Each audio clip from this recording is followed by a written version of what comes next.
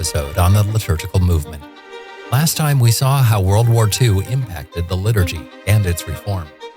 Today we'll see how the French and German clergy, emboldened by the lack of censures for their modernist ideas, pushed for more and more changes which were totally opposed to the initial ideas of liturgical reform. We'll see what led the radicals to become more vocal and how their planning made its way into the Second Vatican Council's official documents. And finally, we'll see the obvious conclusion of the movement's new impetus, the Novus Ordo Missae. For more on this, please read The Liturgical Movement, available at Angelus Press. On sspxpodcast.com/mass, you'll be able to find all of these episodes, videos, and resources. This is free to listen to, but please do consider a small one-time or monthly recurring donation.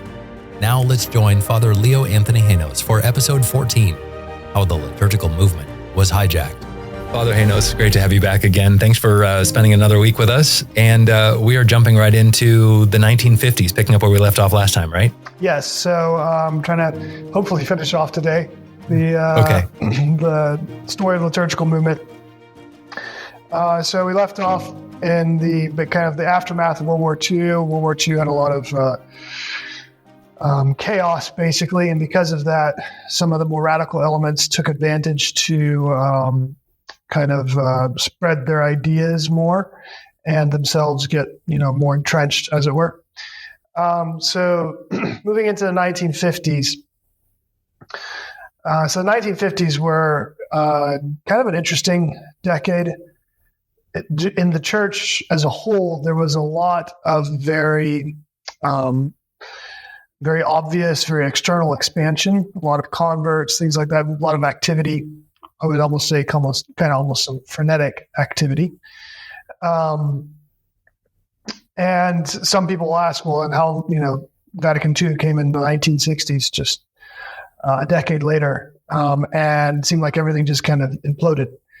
And I remember we were talking about that in history class with Father Escara, and he would say, the solution to the crisis is not just to rewind to the 1950s, because the 1950s were very much just kind of setting the stage for Vatican II.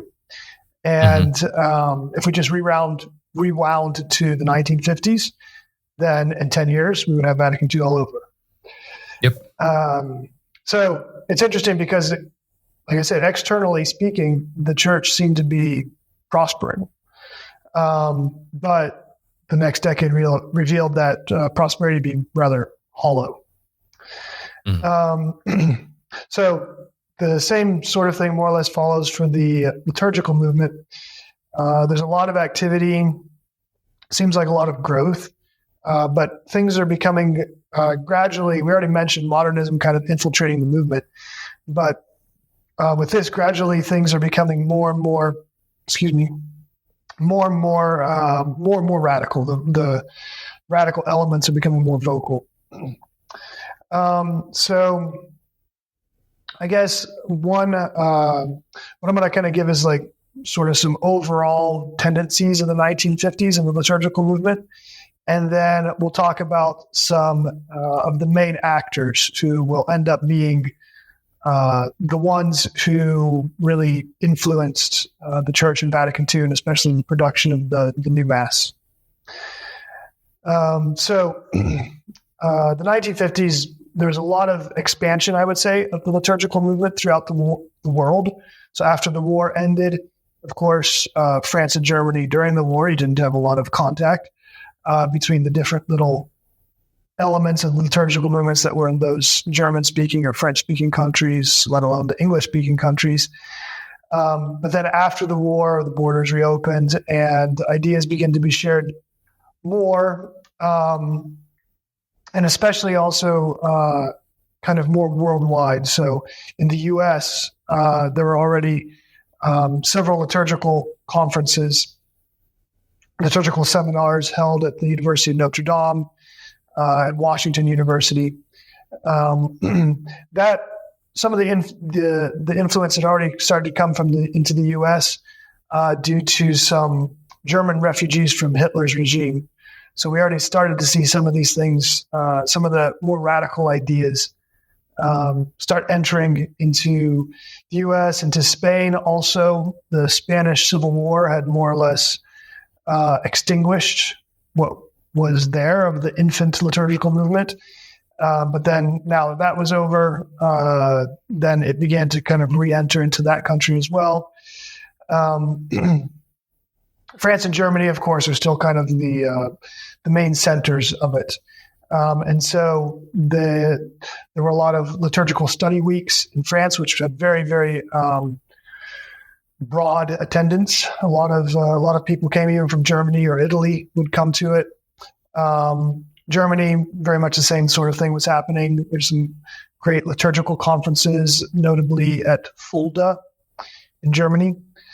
In any case, so this expansion is happening throughout the world.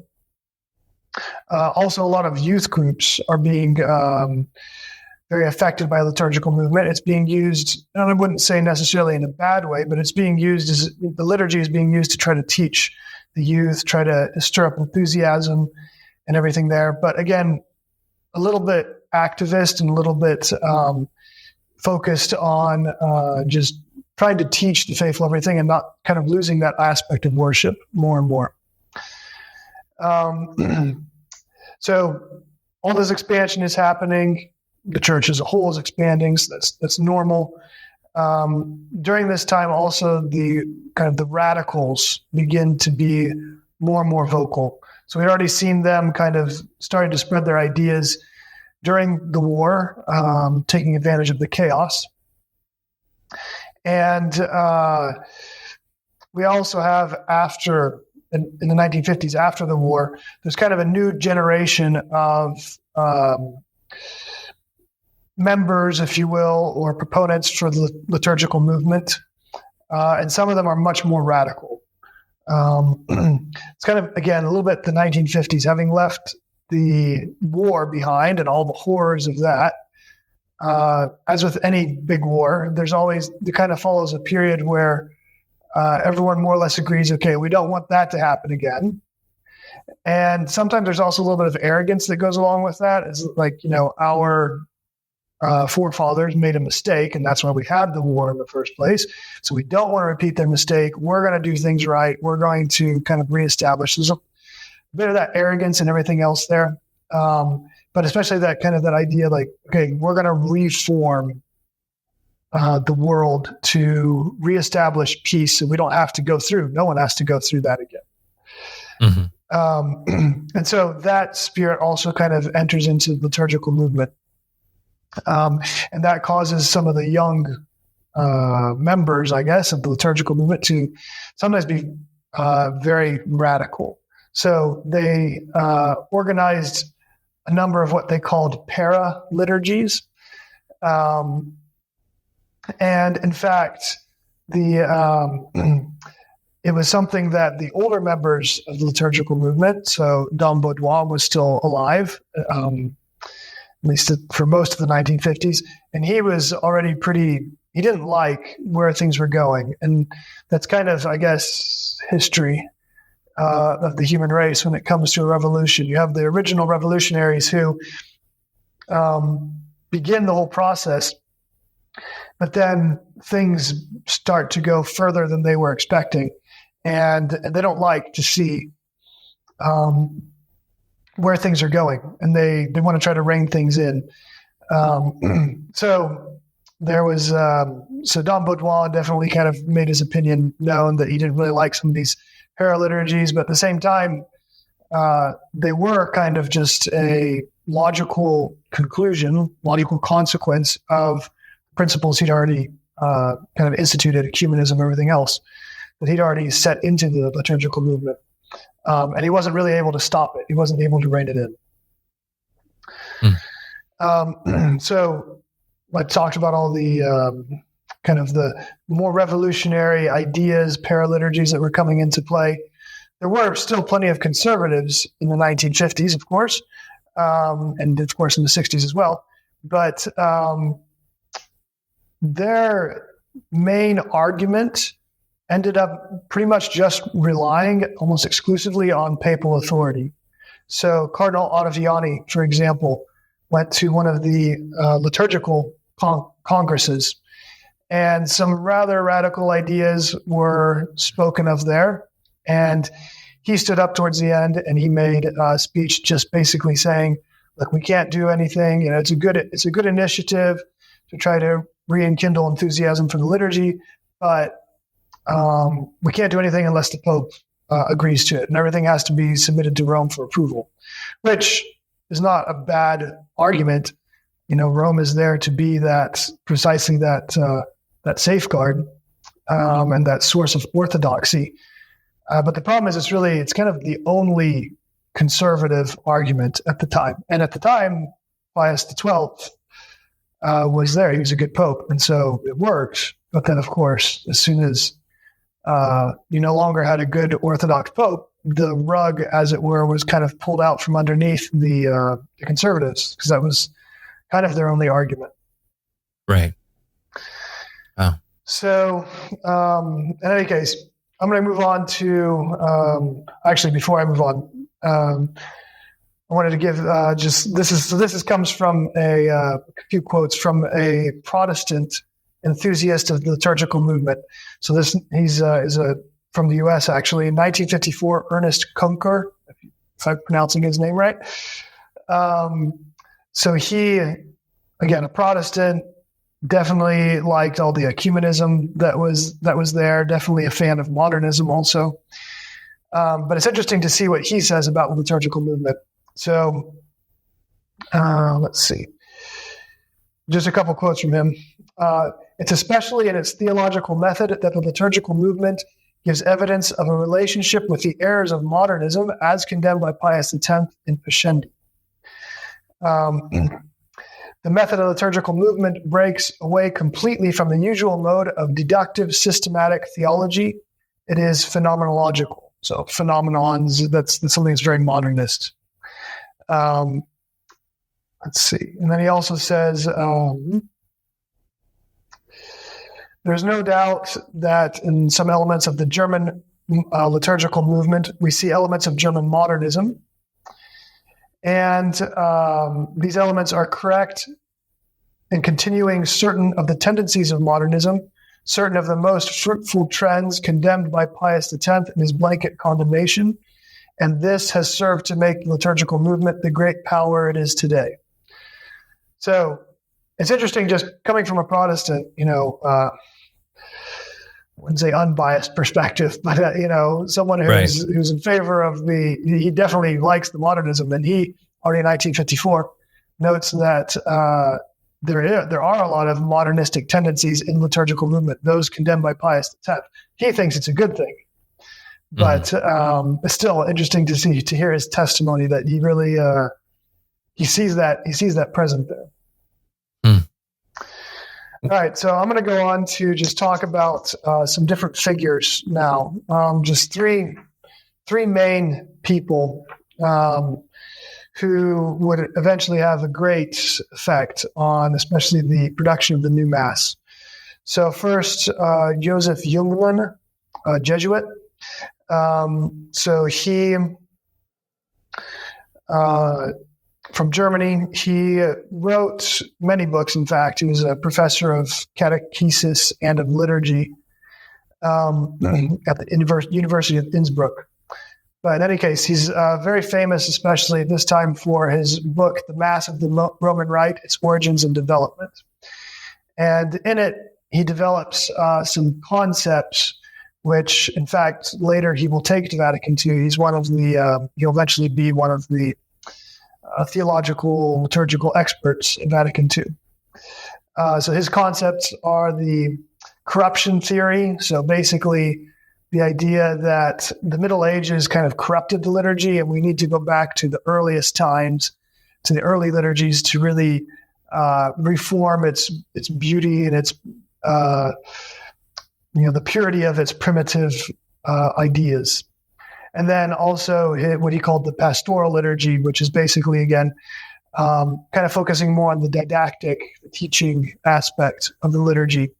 And he wanted to refashion the Mass to meet the needs of modern man, is the way he described it. Doesn't sound familiar at all. Yeah, not at all. In any case, he would actually become pretty well known in the liturgical movement because of some conferences he gave in 1948 at the liturgical Congress in Fulda, where he kind of talked about what he called his heart's dream about a reformed Mass. And the Mass he described there very much resembles the eventual new Mass. Anyway, so he begins to be more and more respected. And then in France, Father Louis Bouillet, who I mentioned already in connection with Dom Cazelle. So Father Bouillet, he was a former Lutheran minister who converted, became a Catholic priest, but he still retained some of his Lutheran ideas.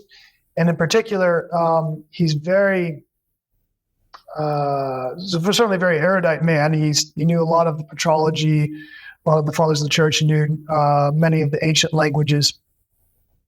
But he's particularly interested in Dom Cazelle's whole theory of mysteries and how that can be brought into the liturgy, how the liturgy kind of reflects these mysteries.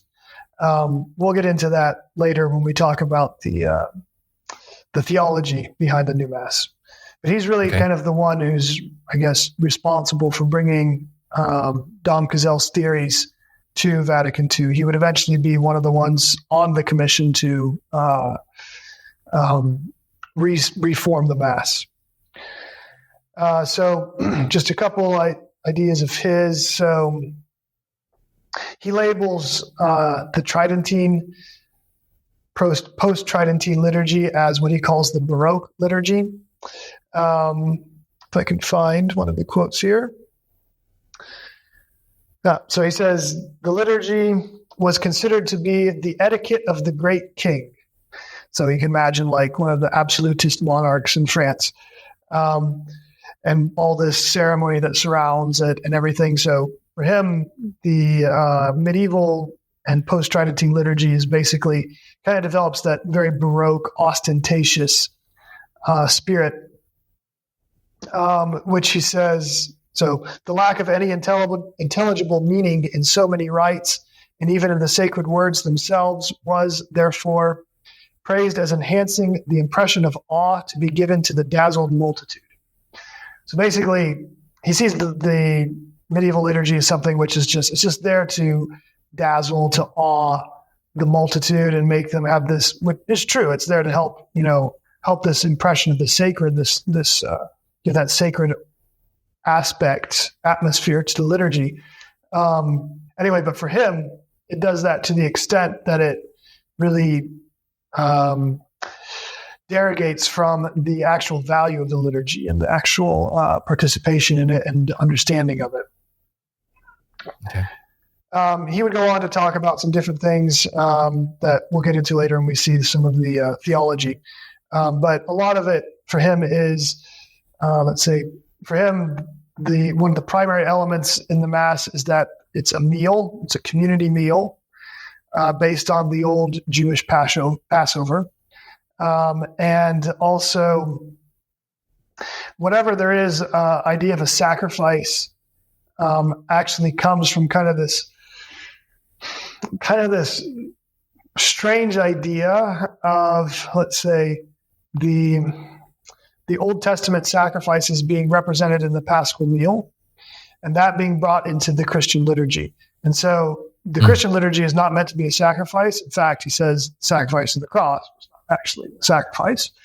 It came to be known as a sacrifice only because of its association with the Mass. And the Mass was only considered a sacrifice because it was kind of derived from the Old Testament Jewish meal of the Paschal Lamb, which is associated with their Thanksgiving sacrifices, etc. And so it's kind of a very strange idea, but the sacrificial aspect is only really comes from the Old Testament. The cross was not really considered a sacrifice. Why? I'm not really sure. But anyway, he also introduces the idea of what's called now assembly theology. So basically introducing the idea of other presences of Christ in the assembly, when 2 or 3 are gathered in my name, there I am in the midst of them. Different presences that kind of compete with the real presence. So he introduces that idea also. For some of these theologians, Father, what is the, I'm trying not to be super blunt and rude, but for lack of a better term, why did they think that they had more information than the previous 1900 years of theology that had been developed? I think a little bit what I mentioned about kind of that arrogance, and that's always kind of been a problem for human beings. We always think we know better than than our elders. It's kind of the kind of the common curse of humanity. When you're very young, you think that, I know better. They don't have to tell me what to do.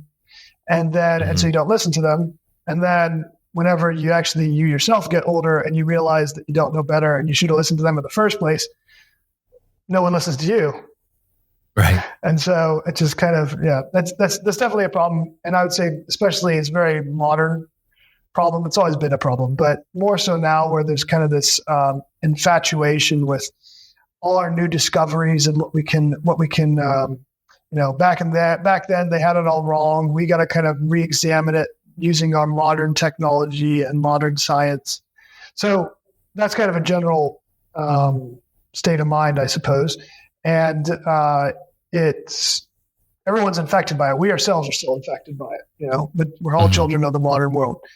And I think it's largely that comes into play. It's not like there are a bunch of new things that were discovered. It's more just kind of new techniques to examine old things without the bias of medieval superstition, shall we say? Yeah. Okay. Interesting. In any case, so the last figure we'll look at is Father Annibale Bugnini, who is very famous, of course, with the whole Liturgical Reform. So he was a Vincentian priest. He was a professor at the Pontifical Urban University and also at the Lateran University in Rome, both in Rome. So both professor of liturgy there. And he is definitely kind of, he will become something of the moving force in all the reforms of the liturgy. So some unconfirmed words that were attributed to him by one of his close associates. This is some years later. He said, "I am the liturgical reform." Right. So he wasn't entirely false. It wasn't entirely wrong, actually, as we'll see. In any case, he, as a personal, another personal note about his character, perhaps, Father Louis Bouillet, the one we just talked about, referred to Father Bugnini in his posthumously published memoirs as, quote, "a man as bereft of culture as he was of basic honesty," unquote. So even another somewhat radical member of the liturgical movement doesn't really look at him very highly. In any case, so he just kind of, he's not one of the big, let's say, theological minds behind the new Mass, but he's definitely kind of, let's say, the one who put everything into practice and made it happen. He's kind of like the practical side. So just kind of a quick run through his life. We'll come back to him. But in any case, in 1948, he's appointed by Pius XII to be the secretary of the Commission for Liturgical Reform, which we'll talk about in a moment. And as secretary, it's not just like he's there answering phones and taking notes. Secretary of Vatican Commission is he's kind of the one who just oversees everything, and he organizes everything, makes sure everything's being studied. He gives certain people tasks to do, and he collects it all. And then oftentimes himself or with one of his helpers composes the final document that is then sent to everybody for their approval. So a secretary is not, we think of him as another secretary. He's really at the forefront of the action. So secretary of the Commission for Liturgical Reform by Pius XII in 1948. John the 23rd named him again as secretary for the Preparatory Commission on the Liturgy in preparation for Vatican II. During Vatican II, he was named as a peritus, so a theologian attached to the Conciliar Commission on the Sacred Liturgy, something that's a little bit perhaps paradoxical. At the same time, he was actually removed from his position in the Lateran University because of his progressive ideas, and yet he's now at the same time, he's a theological expert for Vatican II. 1964, Paul VI appointed him as secretary of the Council for the Implementation of the Constitution on the Liturgy. So he's it's going to be that group is the one that really kind of puts together the new Mass following Vatican II. And in 1969, he's appointed secretary as Congregation for Divine Worship. And he holds that position until 1975, when he was more or less exiled as apostolic delegate to Iran due to some evidence that had been found connecting him with the Freemasons in Italy. Evidence which he himself always denied. But Paul VI was actually one of his friends and kind of protectors, which is why he was so powerful.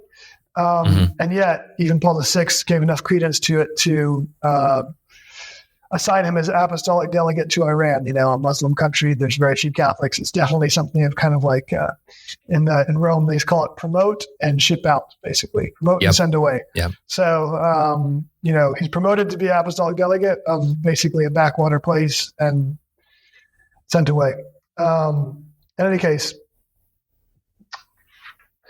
he'll be popping up throughout the rest of this.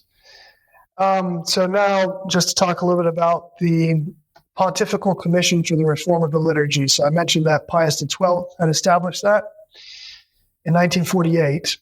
So basically, kind of influenced by a lot of the people who are pressuring for liturgical reforms, and it was noted that some probably did need to occur, even since the death of St. Pius X. There's kind of always this possibility in the back of people's minds that more reforms could be done. And some of them, I think we can say probably they did have some real pastoral need. We'll see some of them as we go. So Pius XII established this commission to kind of, let's say, look into the reform of the liturgy. One of the questions that we could ask is, let's say, you know, Pius XII, he was still a very good pope. And how did kind of all this happen under his watch during his pontificate? And that's an interesting question because, so Pius XII, on the doctrinal level, was perfect. It was absolutely sound. The kind of, I think, perhaps we could say, don't want to, you know, speak ill of someone who was certainly a very holy pope. But if there was a little bit, in retrospect, a little bit of a problem, he basically his entire life as a priest had been in the Vatican Curia and diplomatic corps. So he never really spent, he never really had any experience as as a pastor, you know, and no pastoral experience. Unlike St. Pius X, St. Pius X kind of moved up through the ranks, as it were. And he therefore had a lot of pastoral experience you could bring. Pius XII simply didn't have that. He was certainly a very good and very holy man and a very hardworking man. But so because I think maybe a little bit of his lack of pastoral experience, sometimes he didn't follow through with practical measures. So he would give the doctrine an encyclical and it would be perfect. But then he wouldn't follow it up with some censures or things like that, or you know, some investigation, trying to really kind of practically implement those principles that he laid down in the encyclicals. Unlike St. Pius X, who had more of that kind of that experience to help him realize that was necessary, that it was important to do that. It almost seems like, and this is maybe harsh to say, but just so helps me to understand. Maybe there was a sense of almost naivete. I hate to say that about, like you said, a good and holy pope, but I wonder if he thought, well, they're going to read this and they're going to understand what they're doing is wrong. Right. I mean, again, that's just speculation, but I wonder if it was something like that. No, for sure. He definitely, I think unfortunately, there were a lot of liberals in the hierarchy already at the time. So Cardinal Bea, then Father Bea, was his confessor for many years. Cardinal Lercaro, I think, is another one who is also rather liberal. And it was someone who had his ear very much. So, yeah, he perhaps relied a little bit too much on some members of the hierarchy who were themselves not very solid. However, I would say this is something that's kind of interesting, and this is actually breaking news, as it were. I just heard just a couple of weeks ago, I guess the Vatican is now it's in the process of releasing its secret archives back from around the time of Pius XII's death. So that's something they do kind of on an annual basis. They'll release some of their archives as, time. Same thing the other governments do. Right now the US is releasing archives about what happened during World War II, stuff like that. Anyway, so Vatican is releasing some of its secret archives, and apparently in there are some indicators that Pius XII was actually, just before his death, he was preparing to publish another encyclical that would have been extremely strict on modernism. It was going to be kind of condemning modernism for the modern day. It was 50 years after the publishing of Pascendi by St. Pius X, and he was planning to publish a new kind of as an anniversary, 50th anniversary of that, reaffirm the condemnation of modernism.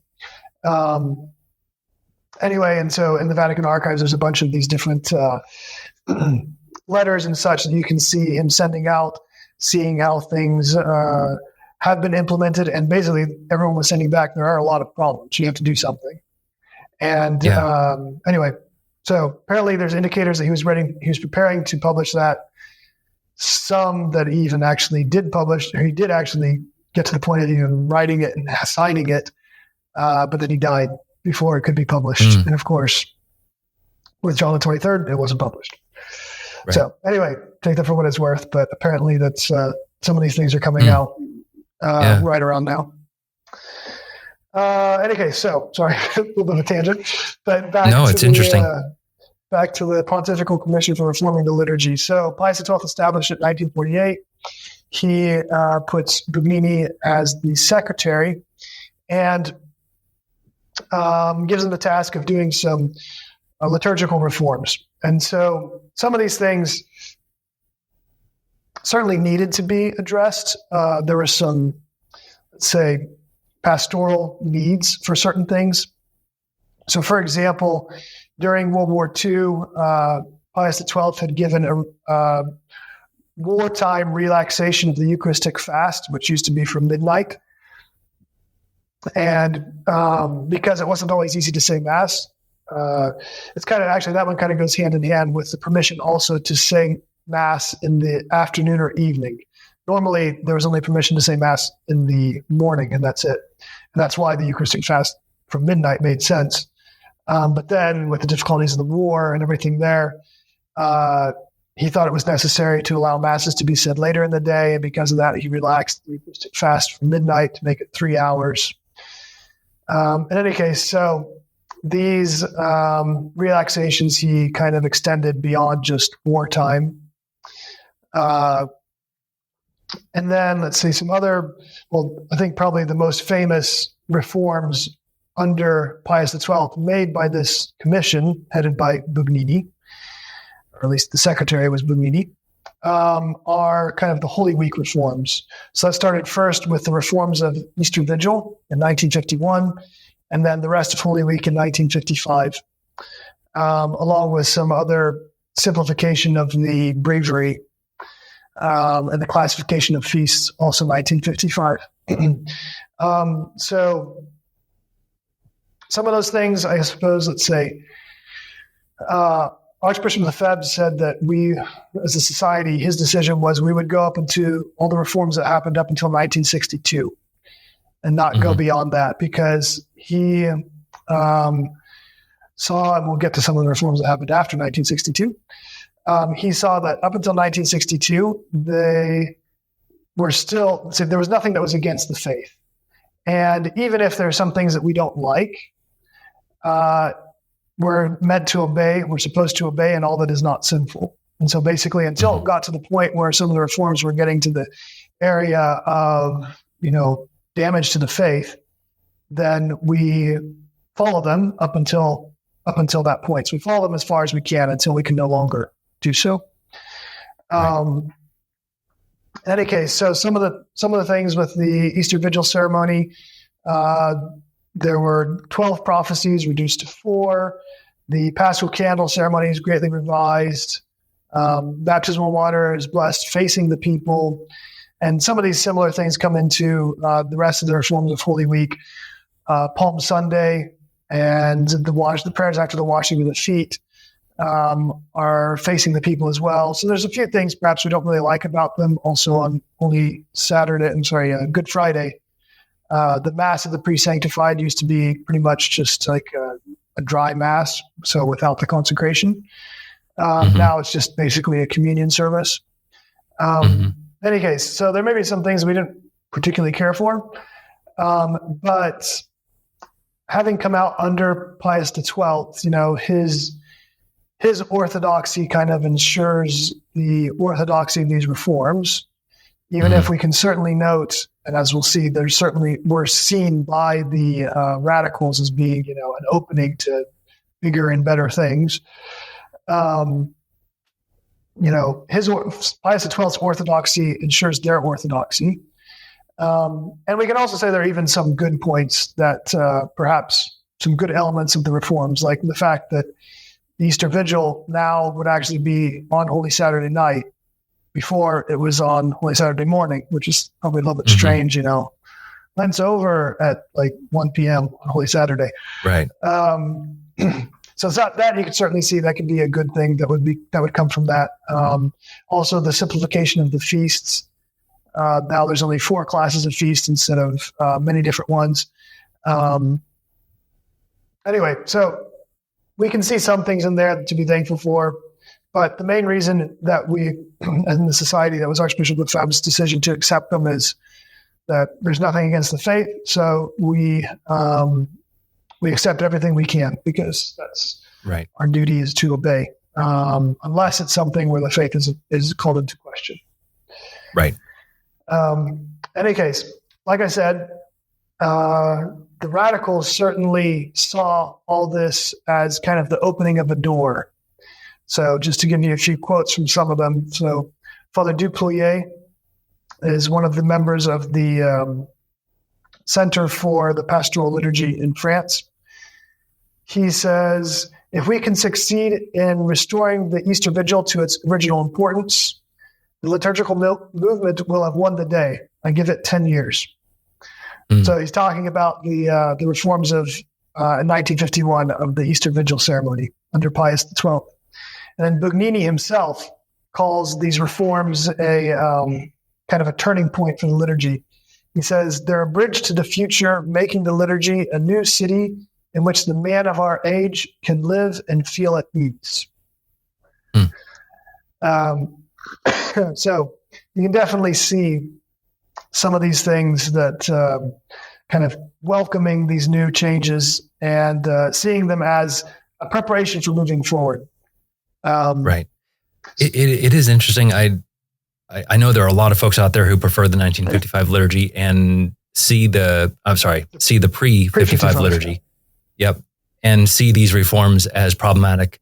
And I see what you're saying, Father, that, some of these radicals are applauding this, but just because radicals are applauding something doesn't necessarily mean it's bad. Like you said, there's nothing problematic with it. And in fact, as Catholics, we are called upon to obey the Pope in all matters possible. Right. So to me, it seems like, well, it's almost like a slippery slope fallacy. Well, this is going to turn into the new mass, therefore we have to not like it. That doesn't seem to hold water for me. I'm not trying to get into a huge argument about this, but right. Now is that kind of what? That certainly is a big issue, because, like I said, they were used by the radicals as kind of opening a door to be able to bring in a lot more changes. But that I think is where we see the wisdom of Archbishop Lefebvre, where he would say, okay, well, to remain Catholic, you can't be Catholic if you don't have obedience to the Pope, right? But at the same time, you can't be Catholic and modernist. That's a danger to the faith. And so he would say, well, we do as much as we can to follow what the Pope prescribes, until it gets to a point where really we have to say, okay, look, I can't do this. We can't do this anymore, right? Mm-hmm. And so even if those things certainly were being used by the radicals as, a springboard to bring more changes, kind of get the rest of the Catholic world used to change so that they can bring in more. It doesn't mean that those changes themselves were something that would be detrimental to the faith. It's really kind of in hindsight that we can see how far they wanted to go with it. Mm-hmm. And even so, Bugnini. So this is in the official commentary of the 1955 reforms. Bugnini writes, those who are eager for a more wholesome, realistic liturgical renewal are once more, I should say, almost invited, tacitly, to keep their eyes open and to make an accurate investigation of the principles here put forward to see their possible application.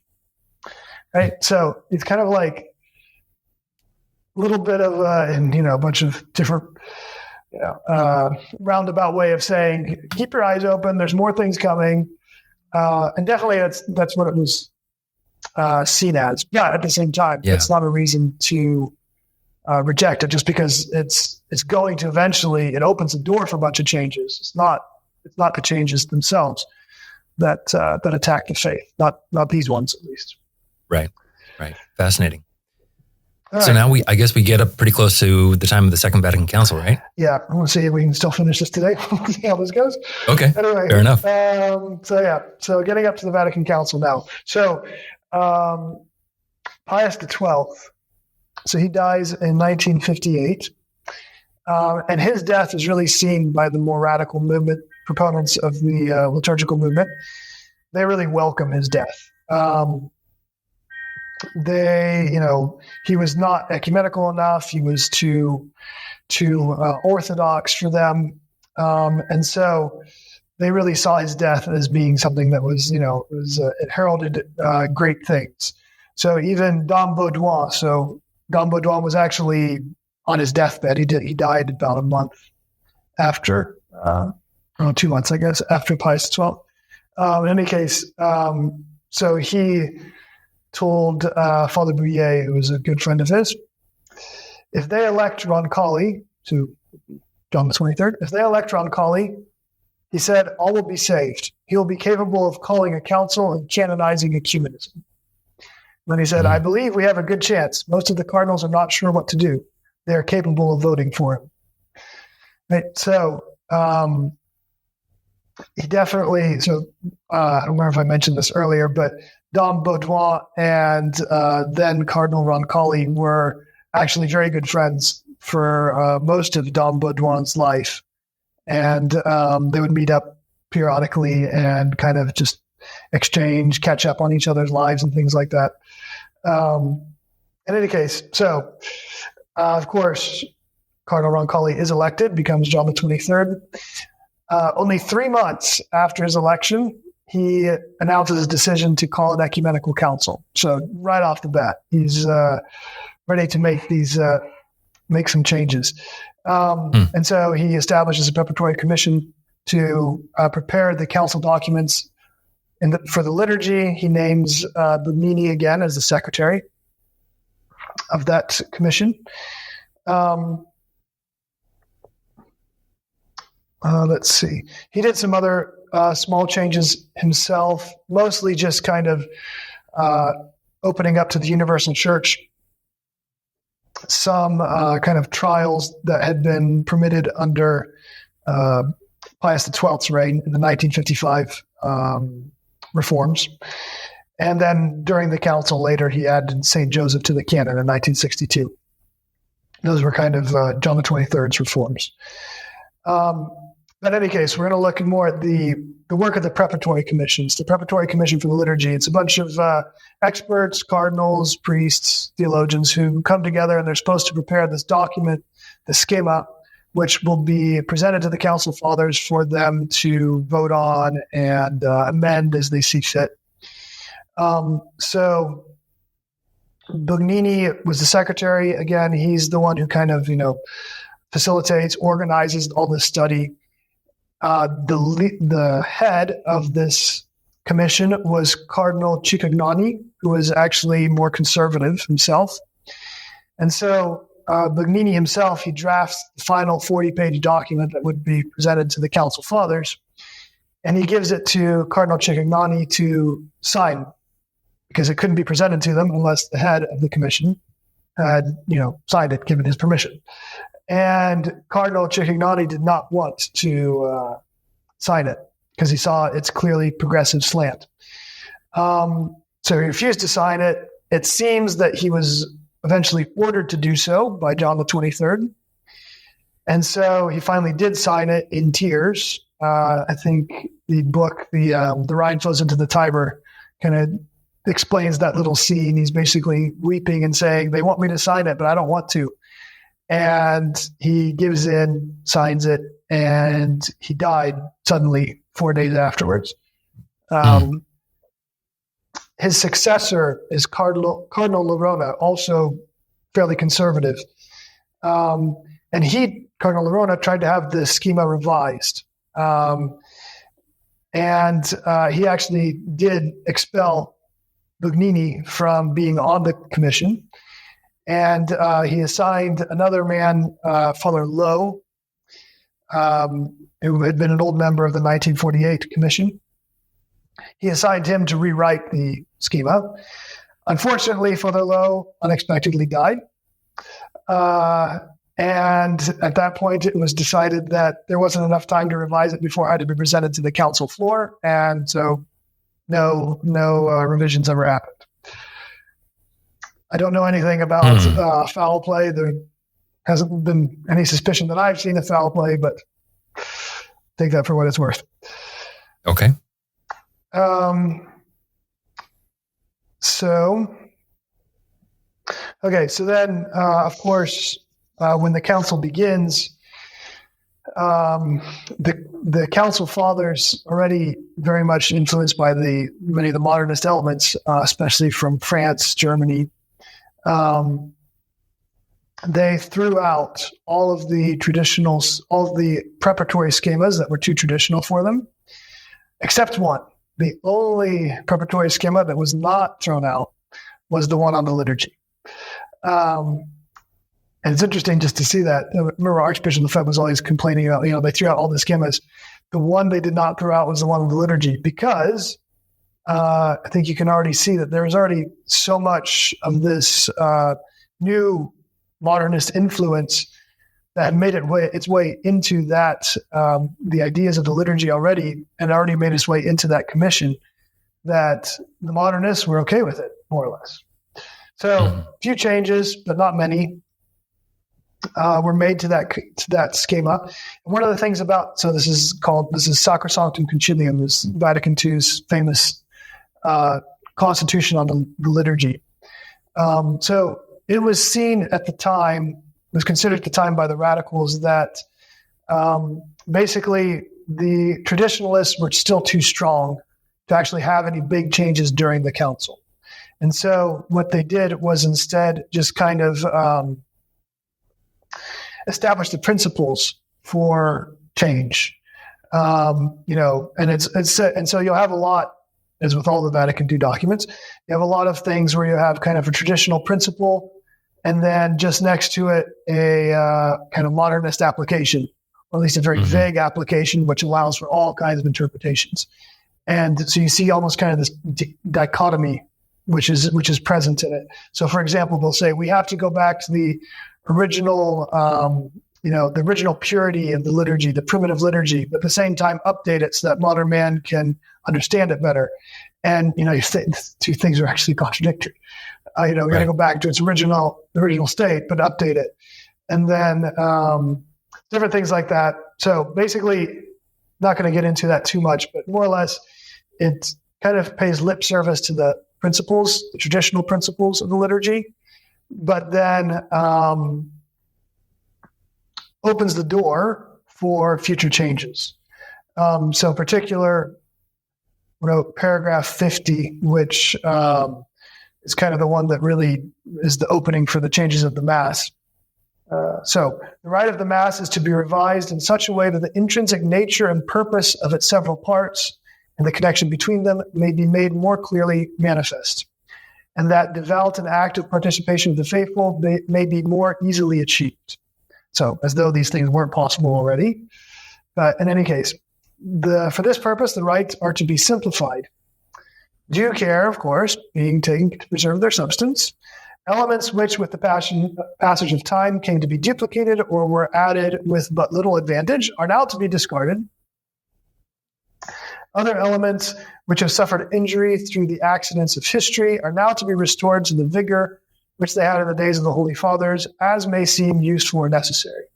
And that's really all it says. So it's kind of a very blanket permission, and certainly it's going to be something that they run with. The commission to actually reform the Mass is going to run with. It's kind of this blanket permission. Yeah, do these things and respect these things, of course, but then they're kind of left with an open, blank slate.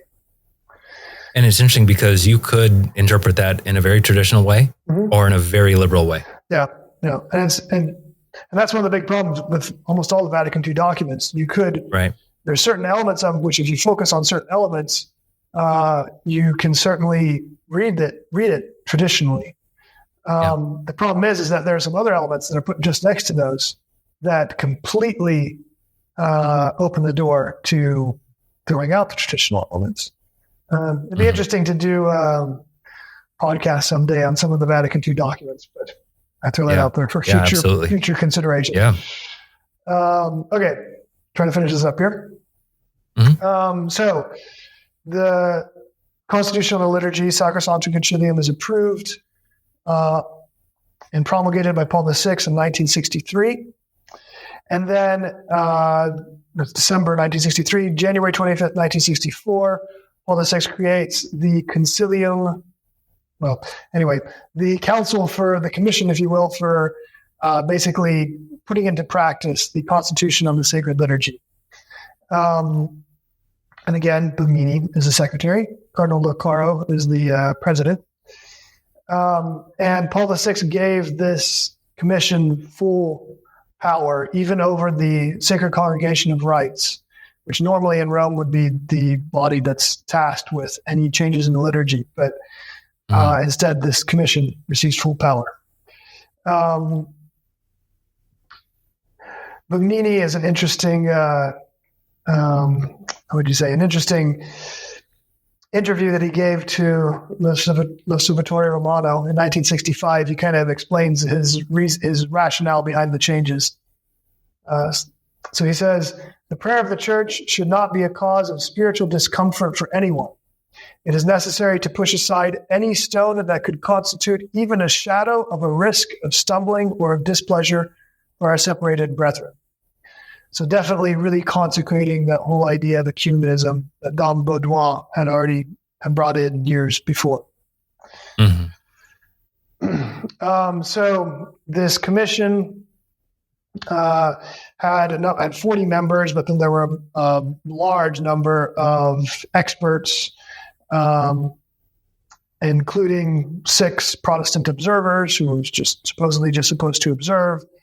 And you can see other things about them from Vatican II's history about the fact that they didn't always observe that much.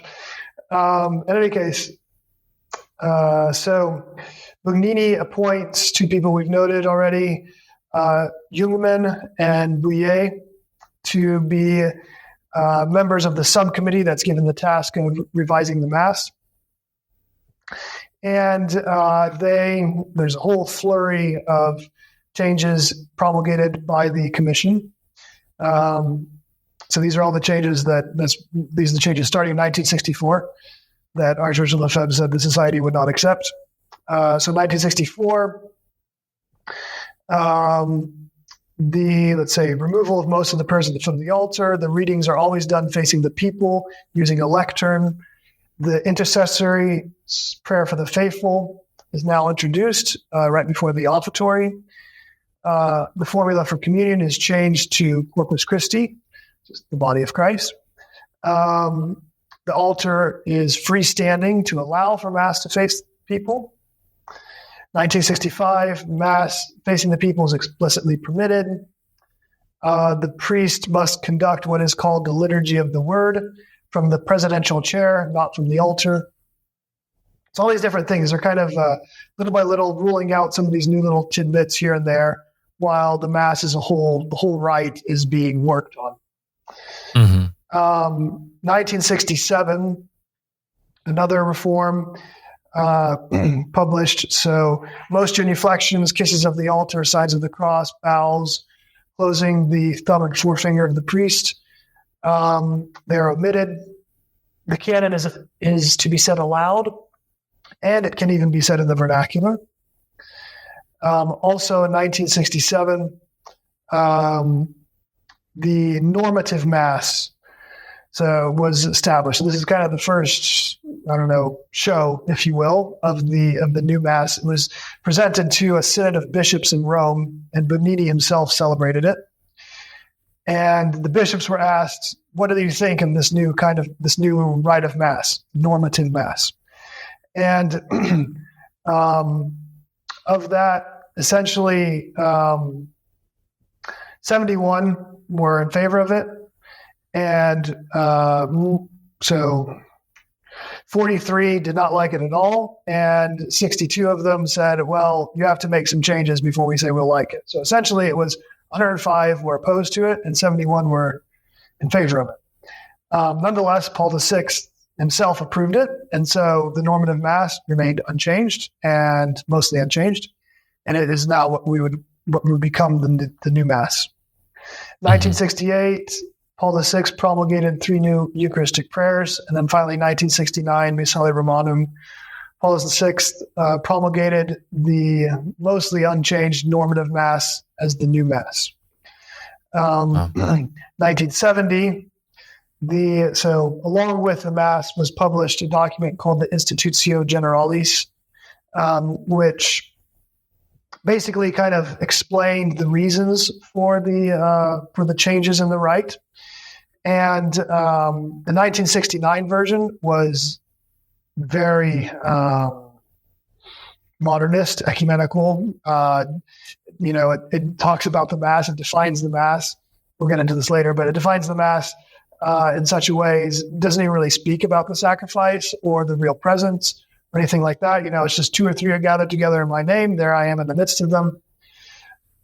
And in reaction to this publication of the new Mass and the Institutio Generalis that went along with it to explain it, there's a conservative counter-reaction, most notably the one by Cardinals Ottaviani and Bacci in their famous intervention. And because of that counter-reaction, 1970, the commission headed by Bugnini publishes a new version of the Institutio Generalis, kind of sort of salvaging some of the Catholic notions behind the Mass, the liturgy. Mm-hmm. In fact, it made very few changes to the explanations, just kind of added in some, traditional sounding phrases. And mm-hmm. of course, didn't touch the actual rite of the Mass at all. The actual rite of the Mass remains exactly the same. And all of this prompted, so one of the Protestant observers for this commission and for the Second Vatican Council, Max Thurian, he says, it is now, welcoming the promulgation of the new Mass, it is now theologically possible for Protestants to use the same Mass as Catholics. So, and that actually is done. One of my students at the seminary used to be a Protestant, and he was telling me about some parish, I can't remember, Baptist parish, I think, that his father, I think, still goes to, and the minister actually uses the new Mass for the service. I mean, obviously without any transubstantiation happening, but he has no problem using it because it doesn't affect his Protestant ideology at all. Wow. Anyway, so that's a very quick run through of the whole history. But no, it's fascinating though, Father. Thank you for taking us all the way up to that point. And again, we're going to dive into more of these specific things as we move forward. But it's fascinating how such a great idea, such a great movement, just completely became hijacked. And became kind of like I think Father Bonterre calls it, like the Trojan horse that would bring modernism into the church. Yeah, absolutely. Well, Father, you've got to run. I'm not going to keep you. Thank you so much for your time and for the last 3 episodes. All right. God bless.